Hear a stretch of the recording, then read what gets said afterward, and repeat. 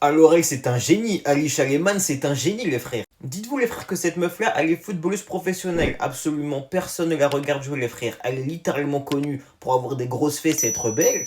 Et il fait la choquer parce qu'elle n'a pas le même salaire que son homme, qui est Douglas Luiz, également un joueur de foot. Elle ne comprend pas pourquoi est-ce que les hommes et les femmes n'ont pas le même salaire alors que littéralement personne ne vient la voir jouer. En fait, il faut se poser les bonnes questions au bout d'un moment. Elle-même sait pourquoi elle est connue et elle-même sait que c'est pas pour son football. Donc pourquoi est-ce qu'elle fait la choquer? Sincèrement, pourquoi est-ce qu'elle fait la choquer? Sincèrement, c'est le comble, c'est vraiment le comble, s'il vous plaît. On fait le même métier, mais Douglas gagne 100 fois plus que moi, c'est injuste. Ça me touche en tant que femme. Le chemin à parcourir est encore long parce qu'on n'atteindra peut-être jamais l'égalité salariale logique. Autant dans certains métiers, bien évidemment, que les femmes et les hommes mériteraient d'avoir le même salaire. Autant lorsque ça touche au divertissement, lorsque ça touche tout simplement au football, bah là c'est non, c'est clairement non. À moins que cette meuf-là puisse remplir entièrement un stade avec des places vendues au même prix que celles des hommes, et que cette dernière puisse aussi égaler l'audience télévisuelle, qu'elle puisse également égaler la vente de maillots, bien évidemment, et de produits dérivés, et que de façon globale, elle puisse générer autant qu'un top player, les frères, pourquoi est-ce qu'elle toucherait le même salaire, s'il vous plaît? En fait, c'est trop une dinguerie. La meuf, elle c'est pourquoi est-ce qu'elle est connue, cousine, fais pas l'actrice. Comme quoi on peut pas être joli et avoir un bon cerveau qui fonctionne bien. Non, c'est pas possible. Alisha Lehmann, les gars, vous la connaissez toutes. Pas pour ses exploits sportifs, non, juste pour son beau visage et son corps quand elle jouait en première ligue. Donc là, récemment, Douglas Luiz, il a rejoint la Juventus. Alisha Lehmann, qui est sa copine, a décidé de le suivre. Du coup, elle a aussi rejoint la Juventus. Et récemment, elle dénonçait que même si elle jouait pendant 100 ans au foot, elle ne toucherait jamais le même salaire que Douglas Luiz. Mais Alisha Lehmann, ce n'est pas du sexisme. Ce n'est pas le patriarcat. Ce n'est pas la société. Est-ce que tu regardes les stades de Douglas Luiz et les stades de la Juventus féminine? On n'a rien contre vous, les filles. Mais les stades, ils sont beaucoup moins remplis. Les audiences TV coûtent beaucoup moins cher.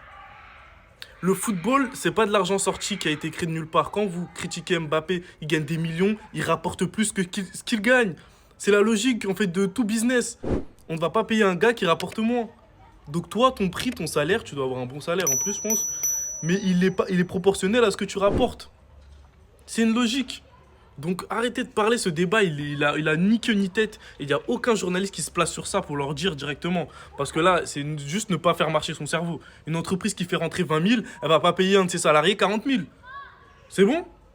Voilà, petit coup de gueule du dimanche. Bon week-end à vous, bonne fin de week-end.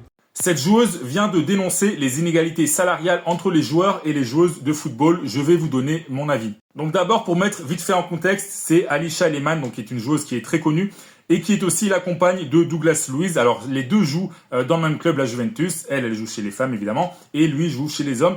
Et donc elle a dit notamment que il gagne 100 fois plus qu'elle pour le même travail. Et ensuite elle a dénoncé les inégalités salariales, etc. Vous connaissez le refrain.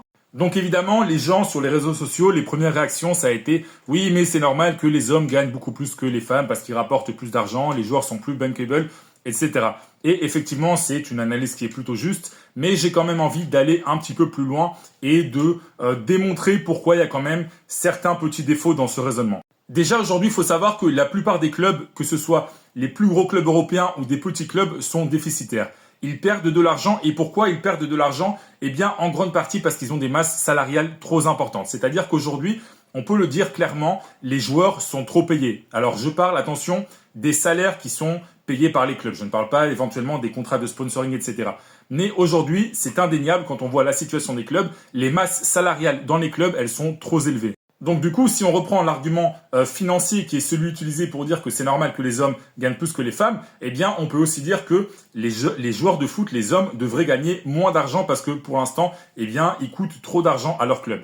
Et ensuite, quand on dit oui, les joueurs rapportent plus que les joueuses, alors oui, évidemment que Kylian Mbappé, que Erling Haaland, que Lionel Messi à la grande époque, enfin même toujours aujourd'hui d'ailleurs, rapportent plus que les meilleures joueuses féminines, ça c'est évident, personne ne va le nier.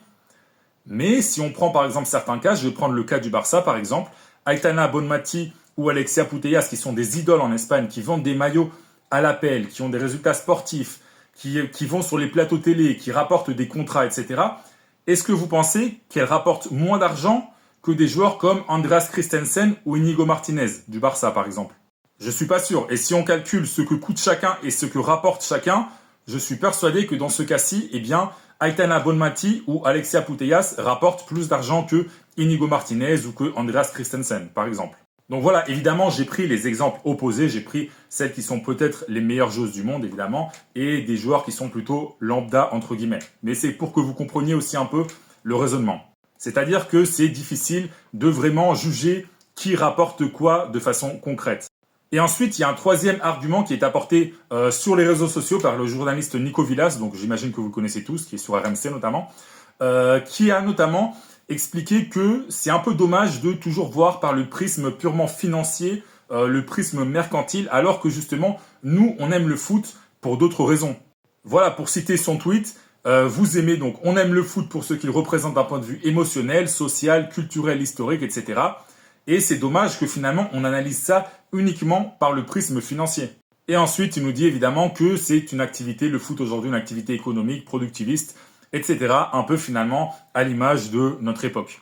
C'est vrai que si on met de côté cet argument purement financier, si on parle par exemple de mérite, de symbole, même du côté social, qu'est-ce qui justifie par exemple que la Ballon d'Or 2023 soit bien moins payée? C'est pas qu'elle est moins bien payée, c'est qu'elle est énormément moins bien payée qu'un joueur qui est sur le fin fond du banc de touche de l'équipe première du Barça. Donc voilà, je pensais que c'était intéressant de faire une petite vidéo, voilà, avec quelques réflexions, quelques explications, et essayer d'aller un petit peu plus loin que le simple argument financier, de dire « Ah oui, mais les femmes, vous rapportez moins d'argent, donc c'est normal que vous gagnez moins d'argent, etc. » Bref, vous avez compris. Et sinon, moi, je fais des vidéos sur le football espagnol, donc si tu es fan de Liga, ou même si tu n'es pas fan de Liga et que tu veux être au courant de tout ce qui se passe en Espagne, je t'invite à t'abonner. Alors on a Alisha Lehmann, la meuf qui est plus connue pour son contenu hors football que football, qui nous dit qu'elle ne comprend pas la différence de salaire entre les hommes et les femmes. Pour elle, elle dit que c'est injuste qu'un homme gagne 100 fois mieux que elle. Alors pour toutes les personnes qui pensent comme elle, je trouve ça incroyable que vous comprenez toujours pas pourquoi est-ce que les hommes gagnent plus. C'est tout simple. Les hommes gagnent plus parce qu'ils rapportent plus. Point à la ligne. Si les joueurs de football sont payés 20 000, 50 000, 100 000, 500 000 par mois, c'est parce qu'ils rapportent au club plus que ce qu'on leur paye. C'est simple. Et tout ça, c'est grâce aux publicités, grâce aux sponsors, grâce aux places vendues, grâce aux maillots, grâce à tout ça.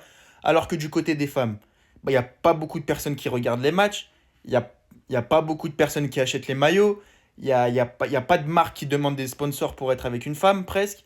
Donc voilà, c'est tout simple. C'est pour ça.